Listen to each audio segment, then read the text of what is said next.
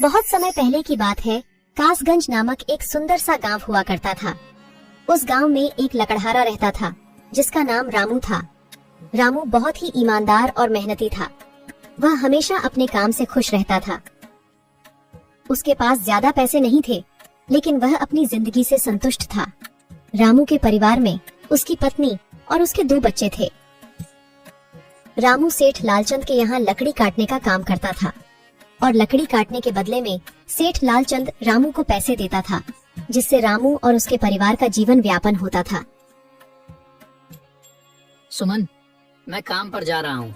आज बहुत देर हो गया है, तो तुम बच्चों को स्कूल छोड़ आना।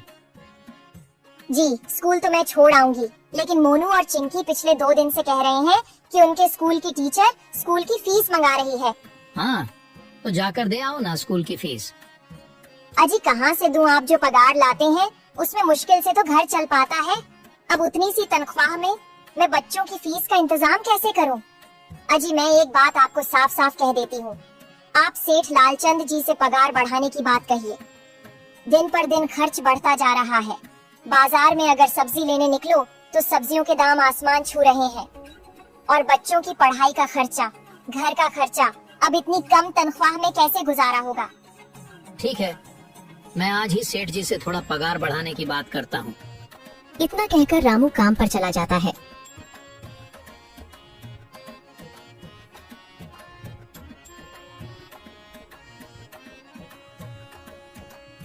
अरे भाई, आज तो पगार का दिन है। देखो, अब यह सेठ लालचंद कोई ना कोई लोचा जरूर करेगा। हमेशा कोई ना कोई बहाना बनाकर पगार कम कर देता है। और अगली बार तो मेरी आधी पगार काट ली थी, यह कहकर कि जो मैंने लालचंद जी से 200 रुपए उधार लिए थे, उसका ब्याज बढ़कर 1000 रुपए हो गया है। इसलिए मैं तुम्हारी पगार में से 1000 रुपए काट रहा हूँ। हाँ हरिया भाई, तुम एकदम ठीक कह रहे हो। ये सेठ लालचंद ना एक नंबर का चालाक और लालची इंसान है। एक तो दुगुना काम ले लेता है और बदले में पैसे भी पूरे नहीं देता। हाँ भाई, मेरे भी अगली बार सेठ लालचंद ने पगार काट लिए थे। मैंने बस 2 छुट्टी ली थी जब मेरी बिटिया बहुत बीमार थी, और इस लालचंद ने इस बात का फायदा उठाकर मेरी पूरी आधी पगार काट ली। हे भगवान, बस सेठ जी इस बार मेरी पूरी पगार दे दें। बच्चों के स्कूल की फीस भी भरनी है। ऐसे सभी लकड़हारे अपने काम पर लग जाते हैं। काम करने के बाद सेठ लालचंद के पास जाते हैं। सेठ जी, महीना पूरा हो गया है, हमें हमारी तनख्वाह दे दीजिए। देखो भाइयों, अभी मेरे पास तुम्हें देने के लिए पैसे नहीं है। अभी माल नहीं बिका है, सारा माल गोदाम में ही पड़ा हुआ है। कल या परसों तक तुम्हें तुम्हारी तनख्वाह मिल जाएगी। पर सेठ जी, अभी हमारे पास बिल्कुल पैसे नहीं बचे हैं। घर का भी सामान लाना है, बच्चों की फीस भरनी है। अरे मैंने कहा तो सही, 1-2 दिन और रुक जाओ, कल या परसों तक पैसे मिल जाएंगे। अभी मेरे पास पैसे नहीं है। सभी लकड़हारे निराश मन से अपने अपने घर आ जाते हैं। अजी क्या हुआ? इस बार कितना पगार मिला है? सुमन, अभी कोई पगार नहीं मिला। सेठ जी ने कहा है कि 1-2 दिन में पगार मिल जाएगा। पगार नहीं मिला? आपको तो पता है ना, बच्चों की फीस भरनी है। इनकी स्कूल टीचर ने आज साफ साफ चेतावनी दे दी है कि अगर कल फीस नहीं लाई तो बच्चों को घर पर ही बिठा लेना। अब बताओ मैं क्या करूं? मैं क्या करूं सुमन, ये सेठ जी समय पर कभी पैसे देते ही नहीं है। अब तो बस हम इंतजार के सिवा और कुछ नहीं कर सकते। 1-2 दिन की बात है, देख लेते हैं।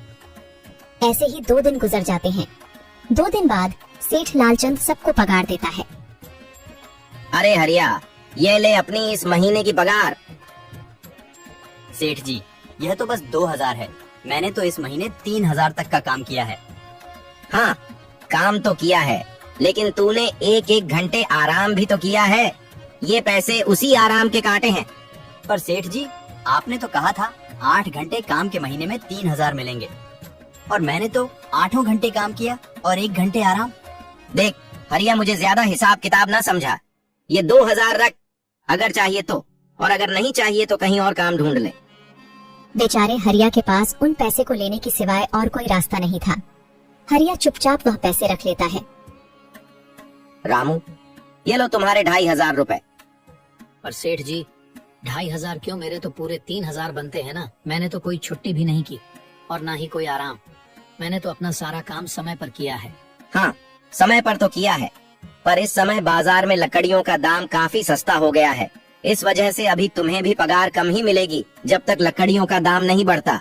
पर सेठ जी, बात तो 3,000 की हुई थी ना, अब 2,500 में मैं कैसे घर चलाऊंगा? बच्चों की स्कूल की फीस भी भरनी है सेठ जी। इस बार आप पूरे पैसे दे दीजिए।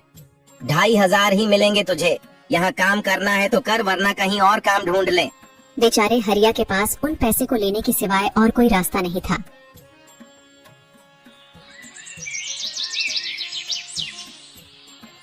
अरे भाई, यह सेठ लालचंद एक नंबर का बेईमान इंसान है।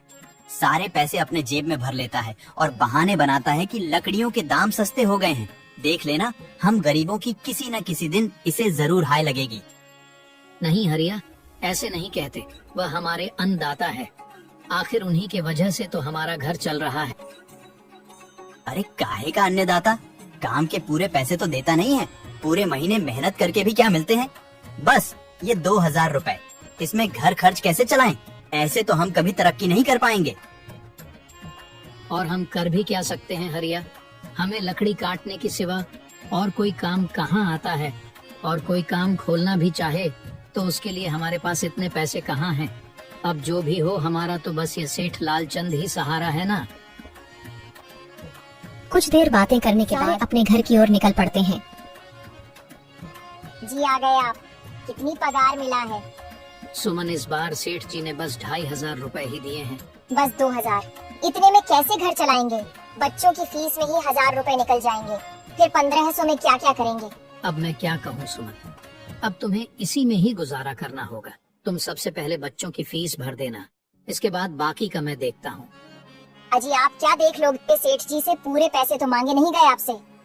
नहीं सुमन, मैंने सेठ जी से पैसों के लिए कहा था, पर सेठ जी ने साफ इनकार कर दिया और कहा, यह लेना है तो लो, वरना कहीं और काम ढूंढ सकते हो। मैं सोच रहा हूँ कि लकड़ी काटने के बाद मैं कहीं और भी काम ढूंढ लूं। सेठ जी के यहाँ से काम करने के बाद मैं दूसरी जगह पर काम किया करूंगा, इससे कुछ ज्यादा आमदनी हो जाएगी। आज ही मैं सेठ जी के यहाँ पर काम करने के बाद और भी जगह काम ढूंढने जाऊंगा। इतना कहकर रामू काम पर निकल जाता है और जैसा कि रामू ने कहा था, वह लालचंद के यहाँ काम करने के बाद काम की तलाश में निकल जाता है।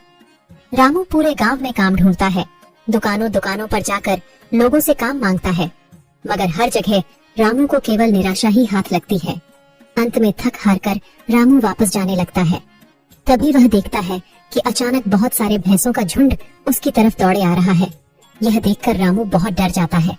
वह इधर उधर देखता है तो उसे एक गुफा दिखती है और वह गुफा में जाकर छुप जाता है। जब भैंसों का झुंड वहां से निकल जाता है, तब रामू की जान में जान आती है। हे भगवान, आज तो बाल बाल बच गया मैं, वरना आज तो मैं इन भैंसों के पैरों तलों तो कुचला ही जाता। पर यह मैं कहाँ आ गया? रामू यह सब सोच ही रहा था कि तभी उसकी नजर गुफा में रखी एक टोकरी पर जाती है। रामू उस टोकरी के पास जाता है। ये कैसी गुफा है? ये कैसी टोकरी यहाँ पड़ी है? इसे मैं घर ले जाता हूँ, सामान रखने के काम आ जाएगी। रामू जैसे ही उस टोकरी को हाथ लगाता है, गुफा में से एक आवाज आती है, रुक जाओ, इसे छूने की कोशिश मत करो। यह आवाज सुनकर रामू एकदम पीछे हट जाता है। तभी गुफा में एक जिन्न प्रकट हो जाता है और वह रामू से कहता है, कौन हो तुम और मेरी गुफा में क्या कर रहे हो? मुझे माफ करना, आप जो भी हो। कुछ भैंसों का झुंड मेरे पीछे पड़ गया था और उनसे बचने के लिए मैं इस गुफा में आकर छिप गया और फिर मेरी नजर इस टोकरी पर गई।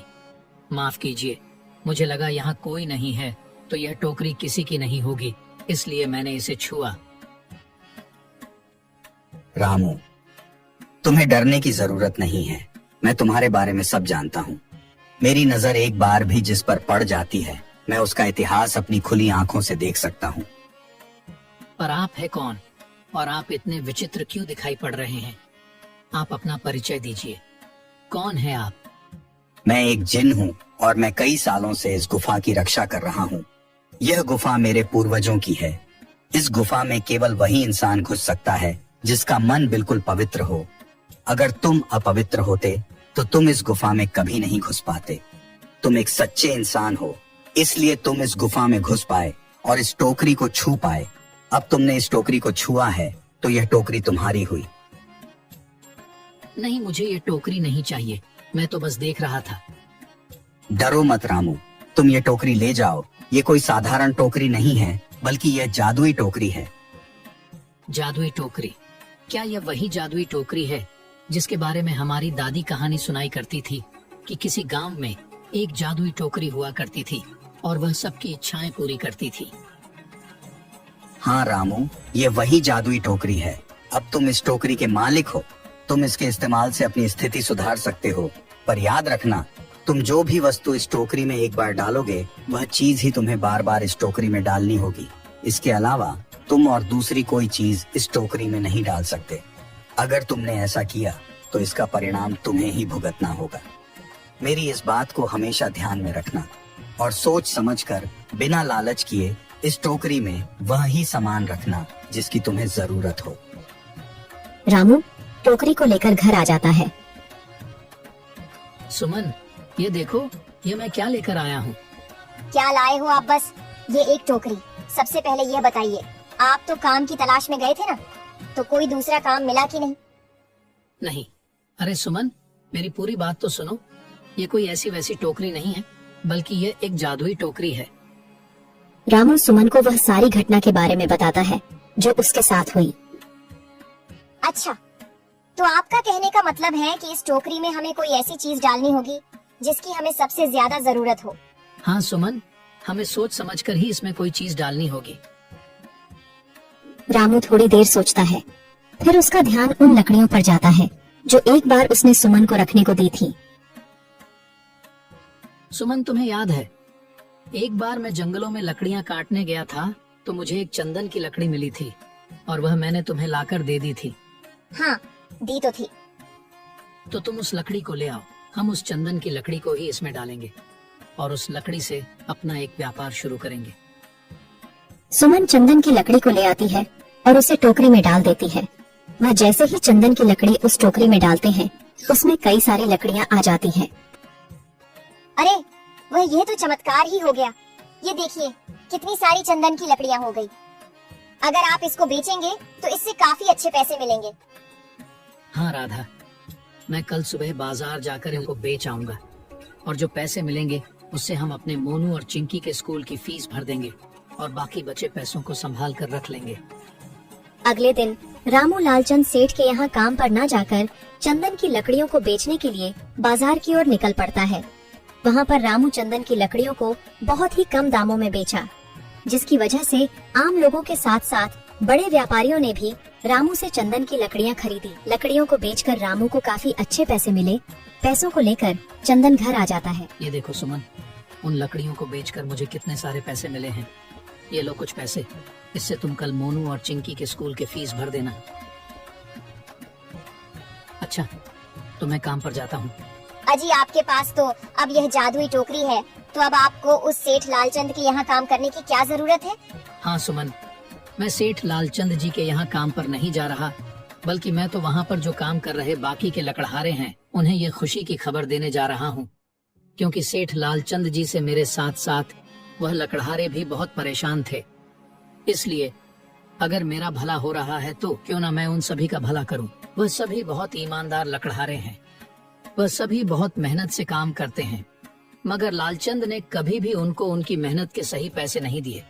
इसलिए मैंने सोचा है क्यों ना मैं उनको अपने इस काम में शामिल कर लूं। हाँ जी, बात तो आपकी बिल्कुल सही है। अगर आप सभी लोग एक साथ मिलकर काम करेंगे तो हम सब बहुत जल्द ही तरक्की हासिल कर लेंगे। वीडियो अच्छी लगी हो तो वीडियो को लाइक कर लीजिए एंड चैनल पर नए हो तो चैनल को सब्सक्राइब कर लीजिए।